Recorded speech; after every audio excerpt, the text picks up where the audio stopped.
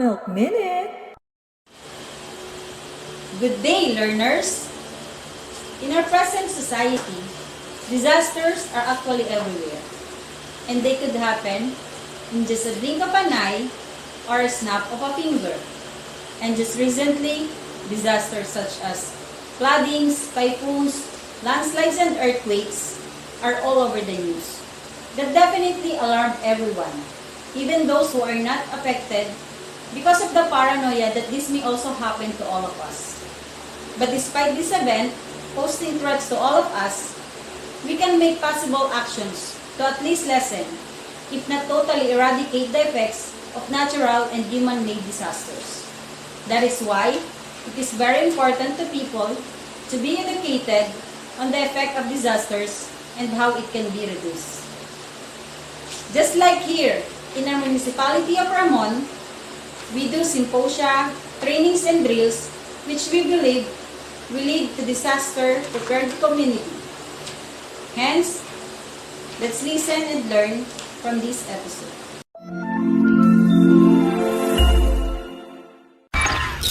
Walang makakahadlang, walang maiiwan. Sama-sama lipan, kamtin ang pangarap. Sa hamong kinakarap, patulot na aangat. Edukasyon para sa lahat, sulong. Sulong edukalidad.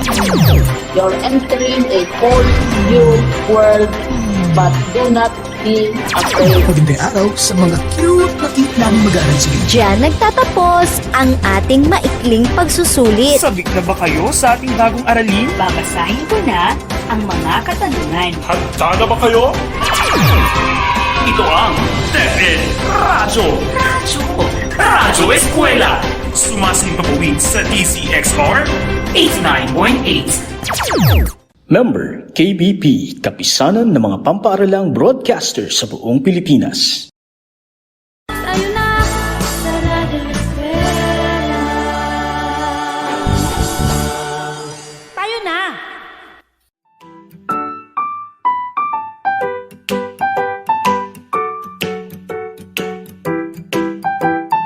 Good day once again to our senior high students. Welcome back to our School on the Air. This is your Disaster Readiness and Risk Reduction or DRR class. I am your teacher for today, Labi L. Upam Jr. of Mabini National High School, Gamu District Division of Isabela. Before we start with our new lesson today, please make it sure that you are comfortable at your place right now. See to it that no one can disturb you.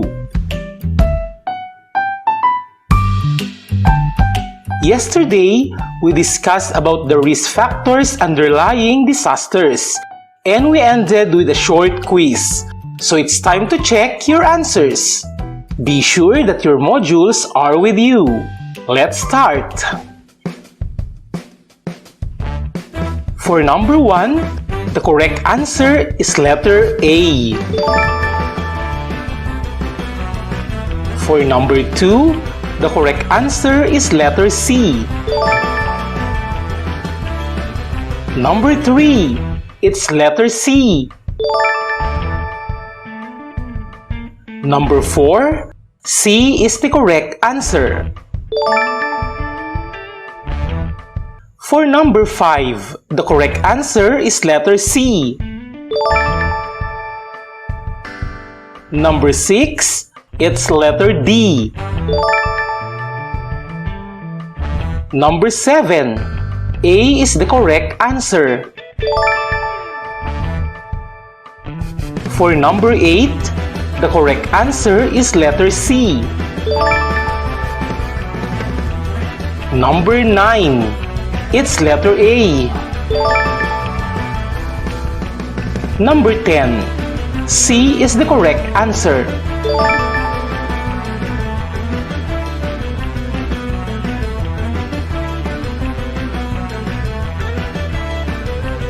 Now, count the number of the correct answer and write it on the space provided on your modules.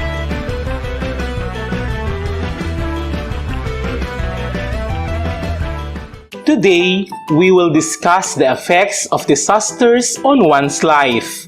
But let us first define what a disaster is. A disaster, according to Wikipedia, is a serious disruption occurring over a short or long period of time that causes widespread human, material, economic, or environmental loss which exceeds the ability of the affected community or society to cope using its own resources. Others claim that disasters are brought about mostly by human activities, so we are apparently responsible for the occurrence of various disasters. Now, could you list down 5 disasters that you had experienced, watched, or read in the past 2 years? Then write how you felt during those times. If you have your modules with you, you can write it down on the space provided on page 5 of Module 2. If not, you can use any blank papers you have. I will give you 1 minute to complete the activity. You may start now.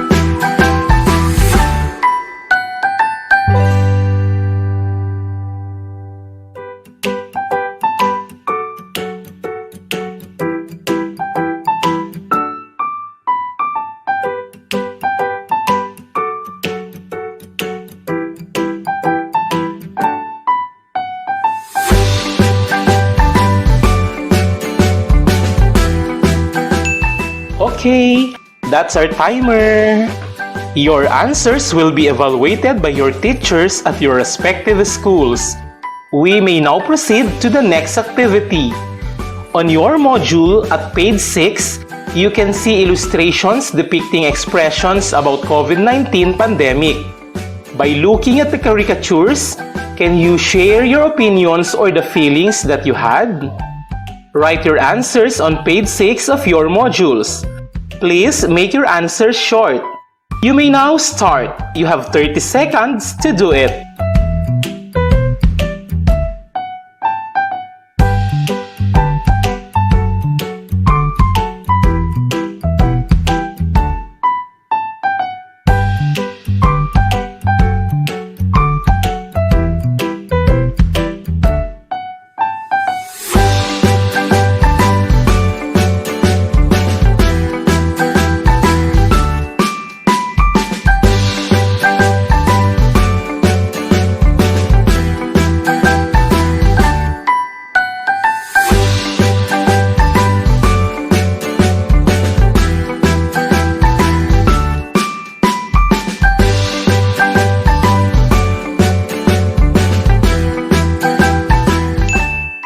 That's the timer, boys and girls. You should be done sharing your opinions and feelings. While back, at the start of our class, I have discussed what disaster is all about. And we have pointed out that most of it are man-made. But aside from the man-made disasters, we also experience natural disasters. These are caused by natural forces. Some of the examples are volcanic eruptions, tsunamis, earthquakes, and typhoons. Like man-made disasters, these are also destructive to people's lives.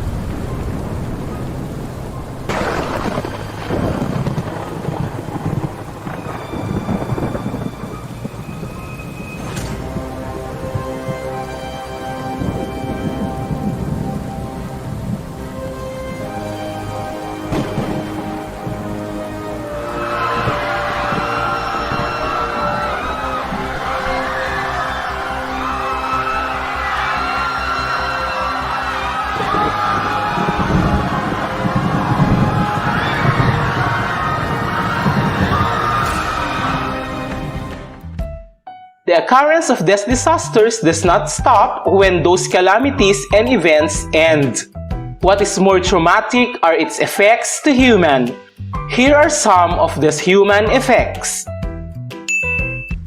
Number 1 is displaced populations. When a certain place is frequently visited by natural calamities or when man-made disasters usually occurs, people living in that place tends to migrate to other localities or even other countries. Second one is health risks. More than the immediate danger natural calamities bring, the secondary effects of these disasters are more alarming. It is because pandemic or widespread of flood or water-related diseases will soon follow. Like in earthquakes, landslides and collapsing of buildings are more traumatic than the shaking of the land.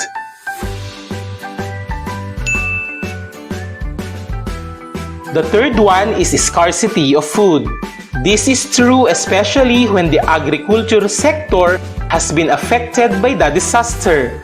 Destroyed crops and loss of supply will just start a longer insufficiency of supply of food, especially potable water. And the last one is emotional aftershocks.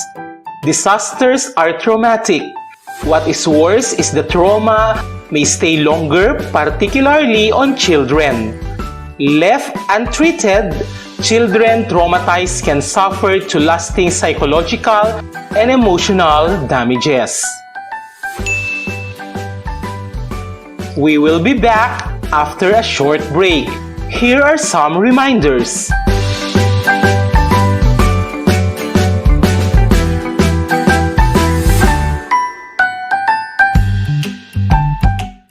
Tayo na sa Radyo Eskwela. Tayo na! Mari, narinig mo na ba ang tungkol sa online distance learning ng DepEd? Ano ba ito? Ay oo, Mari. Ang online distance learning ay isang pamamaraan kung saan maihahatid ng mga guro ang kaalaman para sa mga anak natin sa tulong ng teknolohiya gaya ng internet, laptop, computer, at cellphone. Ganun ba, Mari? Oo, Mari. Hindi magkakasama at magkakaharap ang mga estudyante at mga guro. Maaaring matuto ang mga bata sa pamamagitan ng online na pagkatuto.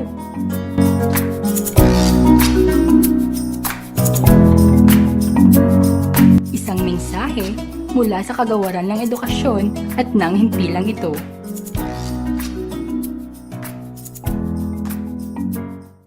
Tayo na sa Radyo Eskwela. Tayo na!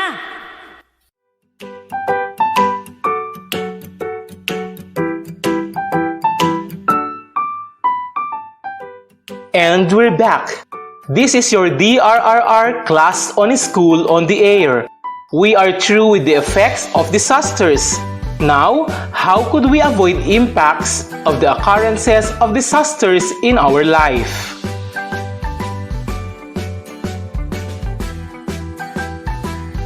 You are right. We should be ready anytime. So we should plan ahead of a disaster. Let us always check for hazards at home. Let us identify safe place indoors and outdoors. What else?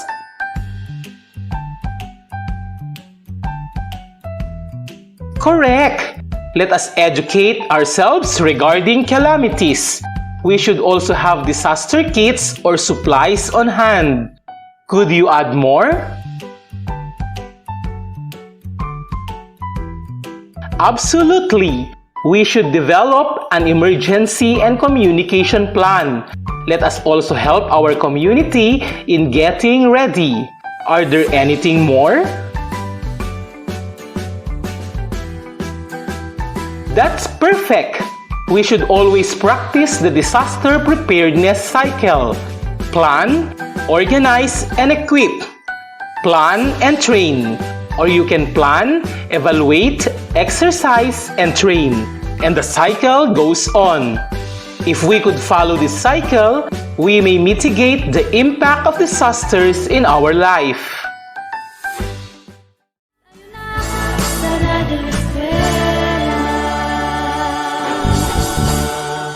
Tayo na!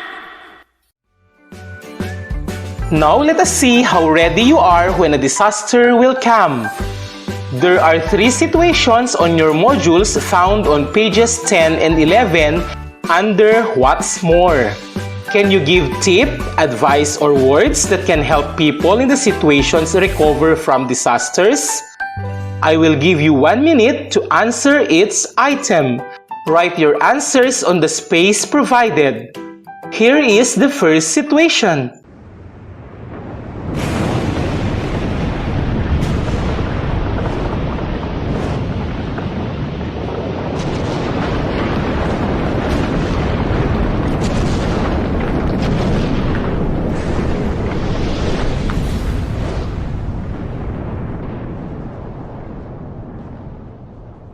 Dale Mark is a 16-year-old student. He lives in Taal, Batangas together with his family. Fishing is their primary source of income. They found out that the Taal volcano had erupted in Taal, Batangas. What are the possible effects of this condition on their family? And what advice are you going to give him? Your 1 minute starts now.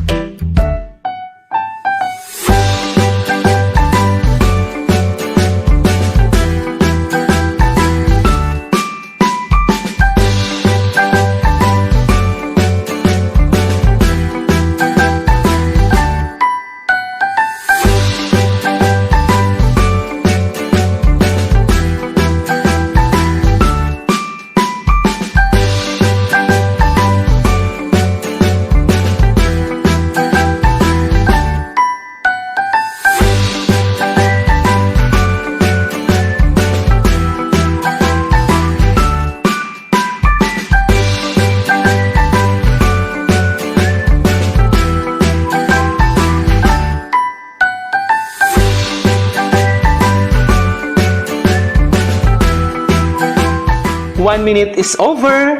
Have you applied the disaster preparedness cycle in your given advice? Let's see.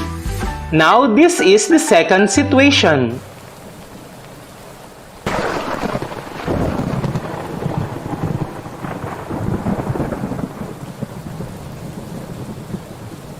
Ana is a primary school teacher in Cainta, Rizal.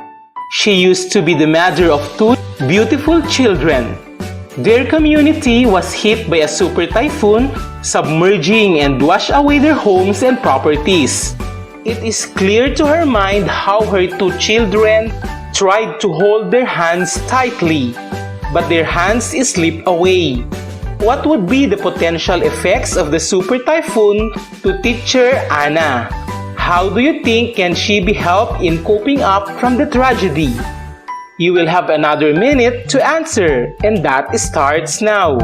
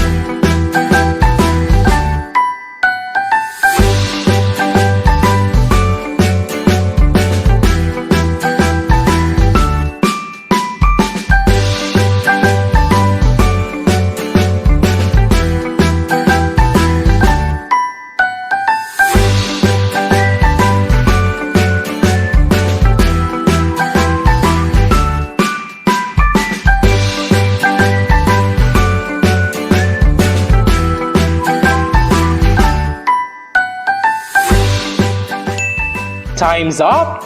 That's a pretty hard situation, isn't it? But I know you handled it well. Now, here's one more. Again, I will give you 1 minute to write down your answers. Listen very well. The third one is a little bit long. Scaring the living hell out of people, and So all the talk about coronavirus being so much more deadly. Coronavirus disease 2019 is an infectious disease caused by severe acute coronavirus 2 respiratory syndrome. It was first identified in Wuhan, Hubei, China in December 2019 and resulted in a continuing pandemic. The first confirmed case in Hubei dates back to November 17, 2019. The virus arrived in the Philippines on January 30, 2020 when the first case of the disease was confirmed in Metro Manila. After more than a month without recording any case, the Philippines confirmed its first local transmission on March 7, 2020. Since then, the virus has spread to the country with at least one case recorded in the 17 regions of the country. During this pandemic situation, nurses serves as a frontliner to help COVID patients obtain good health and recover from their current situation. What could be the potential effect or impact of the increasingly confirmed cases of COVID patients on nurses in the Philippines? Your 1 minute starts now.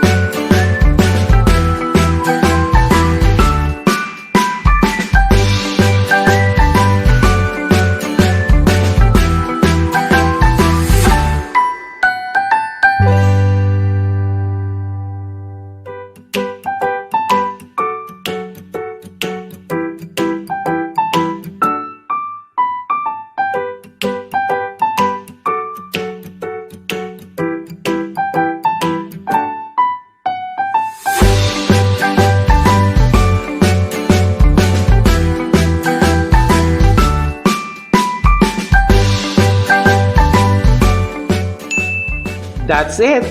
I know you did great. Now, may we see what have you learned this afternoon.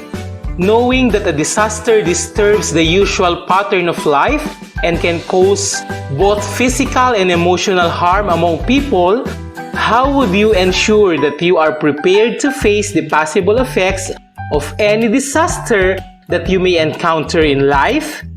You may write down your answers on the space provided. You have 30 seconds to do it.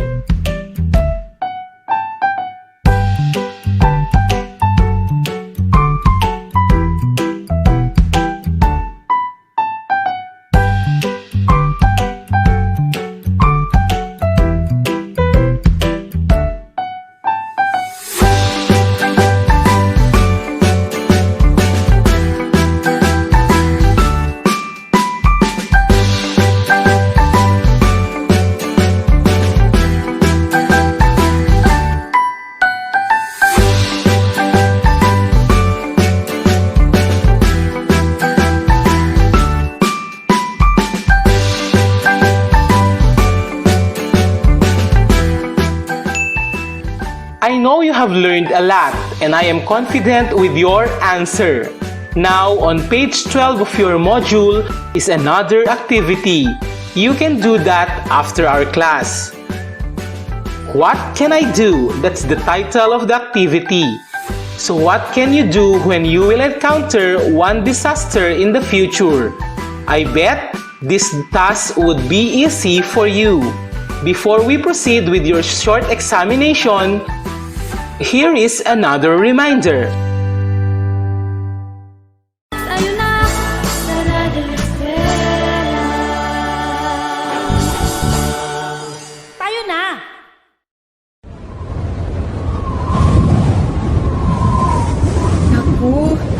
lakas na ng hangin.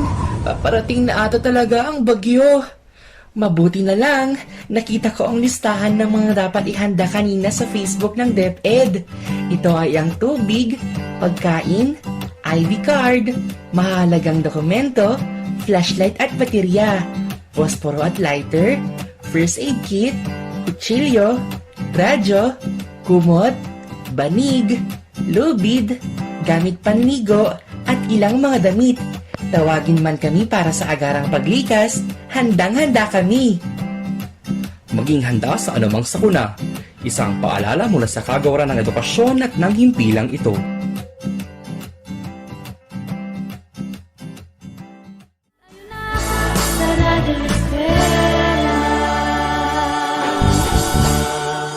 Tayo na!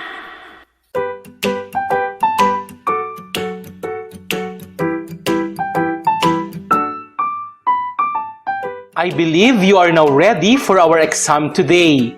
A set of 15 multiple item tests is provided on pages 13 to 16 on your modules. Read each item very well and encircle the letter of the best answer. We will check your answers tomorrow. Again, this is your Disaster Readiness and Risk Reduction or DRR class.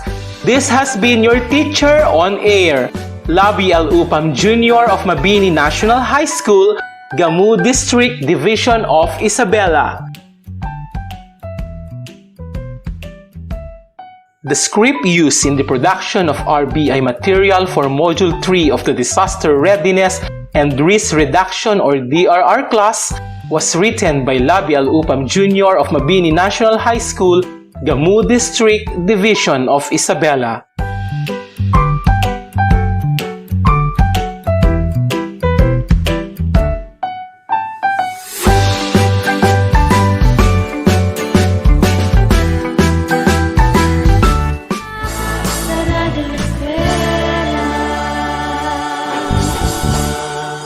Tayo na! Patuloy ang edukasyon para sa ating henerasyon. Sa daan ng pagkatuto ay walang may iwan. Kaya halina sa Radyo Eskwela.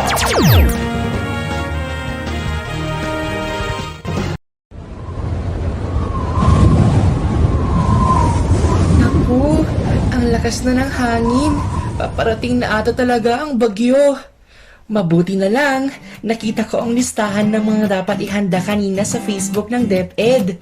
Ito ay ang tubig, pagkain, ID card, mahalagang dokumento, flashlight at baterya, posporo at lighter, first aid kit, kutsilyo, radyo, kumot, banig, lubid, gamit panligo, at ilang mga damit. Tawagin man kami para sa agarang paglikas, handang-handa kami. Maging handa sa anumang sakuna. Isang paalala mula sa kagawaran ng edukasyon at ng himpilang ito.